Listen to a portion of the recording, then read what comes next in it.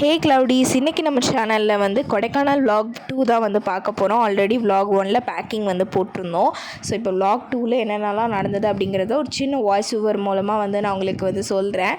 So வாங்க வீடியோக்குள்ளே போகலாம் வித்தவுட் எனி ஃபர்தர் டிலே. அதுக்கு முன்னாடி எல்லோரும் லைக், ஷேர், சப்ஸ்கிரைப் பண்ணிடுங்க. கமெண்ட் செக்ஷனில் உங்கள் சஜஷன்ஸ் எல்லாமே சொல்லுங்கள். வாங்க வீடியோக்குள்ளே போகலாம். ஸோ ஒரு மார்னிங் 6:30 7 அரவுண்ட் 7 அந்த மாதிரி தான்.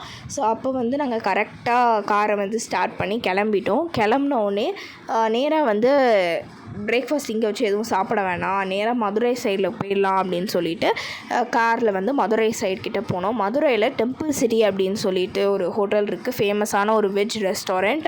அந்த டெம்பிள் சிட்டியை தாண்டி, அதாவது டெம்பிள் சிட்டி அப்படிங்கிறது ஒரு ஊருக்குமே இருக்கும்னு நினைக்கிறேன். ஐ திங்க் ஒரு 5 or 6 ஊர், எனக்கு சரியாக அது தெரியலை.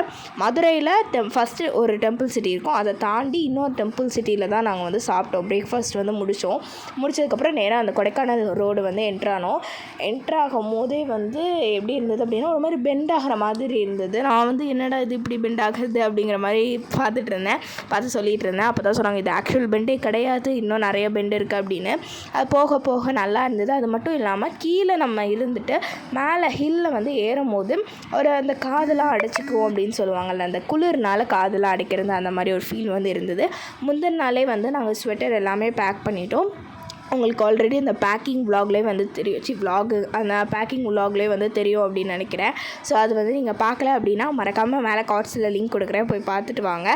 பார்த்தீங்கன்னா இது பார்க்கும்போது கொஞ்சம் நல்ல கண்டினியூஷனாக இருக்கும்.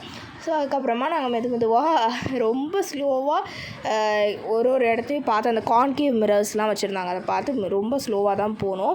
இன்னொன்று என்ன அப்படின்னா, இங்கே ரோட்டில் போகிறவங்க எல்லாருமே மங்கிக்கு வந்து ஃபீட் பண்ணுறாங்க. நீங்கள் ஃபீட் பண்ணுறதுலாம் பிரச்சனை இல்லை, அது வந்து ஒரு அனிமல் அப்படிங்கிறதுனால ஃபீட் பண்ணுறீங்க. ஆனால் வந்து ஃபீட் பண்ணுறதுனால அது என்ன ரோட்லேயே நிற்கிது, யாராவது நம்மளுக்கு ஏதாவது சாப்பாடு எதுவும் கொடுப்பாங்களா அப்படின்னு. அதனால வந்து அது நிறைய ஆக்சிடெண்ட்டில் அடிப்படுது. ஸோ அதனால் நீங்கள் அவாய்ட் பண்ணுங்கள் ஃபீட் பண்ணுறது மங்கீஸ்க்கெலாம். ஏன்னா அது வந்து நிறையா அங்கே கொடைக்கானலில் வந்து ஃபுல்லாக ட்ரீஸில் ஃப்ரூட் அந்த மாதிரிலாம் இருக்குது, அது வந்து அதை சாப்பிட்டுக்கும். நீங்கள் எதுவுமே வந்து எக்ஸ்ட்ராவாக அதுக்கு கொண்டு போய் சாப்பாடாக கொடுக்காதீங்க. கொடுக்கும் போது நம்ம வந்து அது கொடுக்குறோம், இன்னொருத்தவங்க வந்து கொடுக்க மாட்டாங்க. ஆனால் அதை எதிர்பார்த்துட்டு அங்கேயே இருக்கிறனால நிறைய ஆக்சிடெண்ட்டில் வந்து மங்கி வந்து இறக்குது.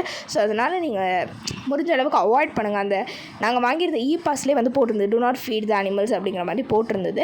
நீங்கள் அதை வந்து அவாய்ட் பண்ணுங்கள். அடுத்து நாங்கள் போகும்போதே வந்து எங்களுக்கு பாஸ் வந்து செக் பண்ணிட்டு பிளாஸ்டிக் வாட்டர் பாட்டில் ஏதாவது வச்சுருந்தீங்கன்னா கொடுத்துருங்க அப்படிங்கிற மாதிரி சொல்லியிருந்தாங்க.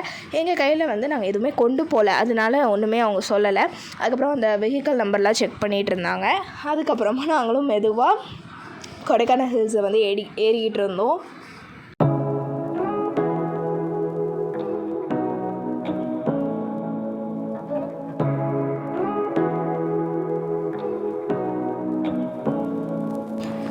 நீங்களாம் வந்து ஆல்ரெடி சில்வர் ஃபால்ஸ் இன்ட்ரோவில் பார்த்துருப்பீங்க, அதனால திருப்பியும் அந்த கிளிப்பிங் வந்து ஆட் பண்ணல. அதுக்கப்புறம் நாங்கள் வந்து கொடைக்கானல் போனதுக்கப்புறம் எங்கள் ரூம் வந்து செக்இன் பண்ணிட்டோம். எங்கள் ரூம் எப்படி இருக்கும் அப்படின்னா, அதாவது ரூம் எப்படி இருக்கும் அப்படிங்கிறதோட ரூமோட ரோடு வந்து ரொம்ப ஒரு மாதிரி நேராக இருந்தது. அந்த ரூம் அப்படிங்கிறது ஒரு காட்டேஜ், ஒரு வீடு மாதிரி இருந்தது. அந்த வீட்டுக்கு வந்து வெளியில் கார் நிப்பாட்டுறதுக்கு ஒரு மாதிரி நேராக இருந்தது. ரோடே நிப்பாட்டுறதுக்கு வந்து கொஞ்சம் கஷ்டம் தான், ஆனால் நிப்பாட்டிட்டோம். அதுக்கப்புறமா அங்கேயே நிறையா ஃபன் ஆக்டிவிட்டீஸ், அப்படி எப்படி சொல்ல, பார்க்கு, அதுக்கப்புறம் கேம்ப் ஃபயர், பூலாம் அழகழகாக இருந்தது. அந்த ரோஸ்லாம் பார்த்திங்களா, ரொம்ப ஃப்ரெஷ்ஷாக அந்த மாதிரி வந்து இருந்தது. பூவெல்லாம் நம்ம பறிக்கிறதுக்கு அலோட் கிடையாது, பட் இருந்தாலும் அழகழகாக இருந்தது. அந்த இடமே வந்து ஒரு மாதிரி பீஸ்ஃபுல்லாக வந்து இருந்த மாதிரி ஃபீல் ஆச்சு. அங்கே போனால் நம்மளுக்கு எதை பார்த்தியும் யோசிக்க தோணாது, அந்த மாதிரி வந்து ஒரு ஃபீல் இருந்தது. அது சுற்றி வந்து க்ரீனரியாக பிளான்ஸாக தான் இருந்தது. திடீர்னு ஃபாக் அதெல்லாம் வரும்போது நல்லா இருந்தது. அதுக்கப்புறம் மதியானம் நான் ஃப்ரைட் ரைஸ் வந்து சாப்பிட்டேன். ஃப்ரைட் ரைஸ், அதுக்கப்புறம் அங்கே ஆம்லேட் வந்து ஆர்டர் பண்ணியிருந்தாங்க. அதுக்கப்புறம் காலிஃப்ளவர் 65, அதுக்கப்புறம் இதெல்லாம் வந்து வாங்கிட்டு சாப்பிட்டுட்டு இருந்தோம். எனக்கு ரொம்ப வந்து அவங்க கொடுத்துருந்தாங்களா, ஃப்ரெஷ்ஷாக வர அவங்க கிண்டி தராங்க. அதனால வந்து கொஞ்சம் அது ரொம்ப எனக்கு வந்து பிடிச்சிருந்தது. ஆனால் அவ்வளோ சாப்பிட முடியலை. நீங்கள் பார்த்தாலே தெரியும் பின்னாடி கூட எவ்வளோ ஃபாக் வருது அப்படின்னு. ஃபர்ஸ்ட் டே நாங்கள் அவ்வளோ எங்கேயுமே போகல, பிரையன் பார்க் மட்டும் போனோம். அங்கேயுமே நான் அவ்வளோ வீடியோஸ் வந்து எடுக்கலை, ஏன்னா வந்து சில இடத்துல வீடியோஸ் எடுக்கிறதுக்கு அலோட் கிடையாதுன்னு சொன்னதுனால நான் எடுக்கலை. அப்படியுமே நிறைய பேர் எடுத்துகிட்டு இருந்தாங்க, பட் நான் வந்து எடுக்கலை. அதுக்கப்புறம் பைன் ஃபாரஸ்ட் இப்போ காமிக்கிறது எல்லாமே செகண்ட் டேயோட கிளிப்பு. அதுக்கப்புறம் நாங்கள் சொன்னோம்ல, அந்த மாதிரி ஒரு ஏத்தமான ஏரியாவில் ஏறணும் அப்படின்னா தான் எங்களோட அந்த நாங்கள் தங்கியிருக்கிற வீடு வரும் அப்படின்னு. அது இதுதான், நடக்கிறதுக்கே ரொம்ப கஷ்டம் தான். ஷூ போட்டு போயிருந்ததுனால தப்பிச்சேன், நல்லா க்ரிப்பாக வந்து இருந்தது, அதனால் நான் வந்து தப்பிச்சேன்னு சொல்லலாம். ரொம்ப ஒரு மாதிரி ஸ்லிப்பரியாக அந்த மாதிரி தான் அந்த ரோடே வந்து இருந்தது. அது மேலே தான் நாங்கள் காரே நிப்பாட்டியிருந்தோம். ரொம்ப கஷ்டமாக தான் இருந்தது. அது திருப்பி ஏற்றுறது கூட ஏற்றிக்கிட்டோம், இறக்குறதுக்கு தான் ரொம்ப கஷ்டம். ரிவர்ஸ்லேயே மெதுவாக வர மாதிரி இருந்தது. அந்த இடத்துல நாங்கள் வந்து ஃபஸ்ட்டு டே எப்படி பண்ணோன்னா வாக் போய் பார்த்தோம். அந்த இடத்துல நாங்கள் வண்டியில் வந்த இடத்துல ஃபுல்லாக வாக்கிங் போய் பார்த்தோம். எங்களுக்கு பக்கத்தில் தான் லேக்கு. பக்கத்துலனா ஒரு 10 மினிட்ஸ் கிட்ட ஆகும், நடந்து போனோன்னா 10 மினிட்ஸ் ஆகும். அந்த மாதிரி தான் லேக் வந்து இருந்தது, கிட்டக்கே இருந்தது. ஆனாலுமே நாங்கள் வந்து ரொம்பலாம் அந்த லேக் ஏரியாவுக்கு வந்து நடந்து போகல, கிட்டக்க சும்மா வந்து நடந்து போயிட்டு வந்தோம், அவ்வளோதான். மற்றபடி வேறு எங்கேயுமே நாங்கள் போகல. அதுக்கப்புறம் இங்கே நாங்கள் தங்கியிருந்த வீட்டுக்கிட்டேயே நிறையா பிளான்ஸ், அதுக்கப்புறம் ஸ்விங் அதெல்லாம் இருந்தது. நான் இங்கெல்லாம் கோவில்பட்டியில் ஃபேன் போடலனால எவ்வளோ தான் குளிர் அடித்தாலுமே ஃபேன் போடலனா இருக்க மாட்டேன். இங்கே வந்து ரொம்ப குளிராக இருந்தது, எனக்கு ஃபேன் போடணும் அப்படிங்கிறதே தோணலை. இவ்வளோ குளிர் வந்து கோவில்பட்டியில் இங்கே இருந்ததுன்னா கூட நான் ஃபேன் போடுவேன் கண்டிப்பாக. ஆனால் வந்து அங்கே என்னன்னு தெரில, நான் ஃபேன் போடல. அதுக்கப்புறம் வாக் போனோன்னு சொன்னேன்ல, ஃபுல்லாக வந்து எப்படி சொல்ல, ஃபாக் வந்து கவர் ஆகிடுச்சு. நாங்கள் வாக்கிங் கரெக்டாக போகிற நேரத்தில் பார்த்து ஃபாக் ஃபுல்லாக கவர் ஆகிடுச்சு, ஃபுல்லாக வந்து மறைச்சிருச்சு. கொஞ்சம் கொஞ்சமாக அந்த லைட்டாக வர ஃபாக் எல்லாமே நாங்கள் திருப்பி வரும்போது ஃபுல்லாக மறைச்சிருச்சு. முன்னாடி போகிற டாகி வேறு எங்கள் கூடயே சுற்றிட்டு இருந்தது, என்னன்னே தெரில. அது ரொம்ப வந்து க்ளோஸ் ஆகிடுச்சு. இத்தனைக்கும் நாங்கள் கரெக்டாக வாக்கிங் போகிற போது பின்னாடியே வந்துகிட்டே இருந்தது. பிஸ்கெட் வாங்கி போட்டோம், பிஸ்கெட் வாங்கி கொடுத்துட்டு திருப்பி நாங்கள் நடந்து வந்துட்டோம். திருப்பி பிஸ்கெட்டை சாப்பிடாமலே வந்துடுச்சு. ரொம்ப வந்து பாசமாக இருந்தது அந்த டாக்ஸ். அங்கே உள்ள டாக்ஸ் எல்லாமே ஒரு மாதிரி அதுக்கு ரொம்ப ஃபர், அதாவது ஹேர் ரொம்பவே இருந்தது அதோட பாடியில்.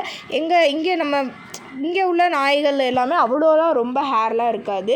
மோஸ்ட்டாக அந்த பொமரேனியன், அடுத்து கோல்டன் ரிட்ரைவர் அந்த மாதிரி கொஞ்சம் ப்ரீடரான டாக்ஸ்க்கு மட்டும்தான் இருக்கும். பட் அங்கே எல்லா டாக்ஸ்க்குமே வந்து ஹேர் வந்து இருந்தது. அதை பார்க்குறதுக்கே என்னடா இது எல்லாமே வந்து கோல்டன் ரிட்ரைவர், பொமரேனியன் மாதிரி இருக்கே அப்படிங்கிற மாதிரி இருந்தது. அதுக்கப்புறம் நாங்கள் மெதுவாக வந்து அந்த ஒரு வியூவையும் பார்க்கும் போது இங்கே இருக்கலாமா அப்படிங்கிற மாதிரி அந்த ஃபீல் வந்து தந்தது. ஒரு இடத்துலையும் நின்று பார்த்து ஃபோட்டோ எடுத்துகிட்டு தான் நான் போயிட்டு இருந்தேன். ஆனால் வீடியோஸ் எனக்கு அங்கே போனவொடனே யூடியூப் அப்படிங்கிறத நான் ஒன்று வச்சுருக்கிறதே நான் மறந்துட்டேன், வீடியோ எடுக்கிறதுக்கே மறந்துட்டேன். நல்லா இருந்தது அந்த ஃபாகியான ஏரியா. அங்கே நிற்கிறதுக்கே வந்து இங்கேயே நிற்கலாம் அப்படிங்கிற மாதிரி ஒரு ஃபீல் வந்து இருந்தது. ரொம்ப அங்கே எல்லாருமே வந்து ரொம்ப காமான பீப்புளாக தான் இருக்கிறாங்க.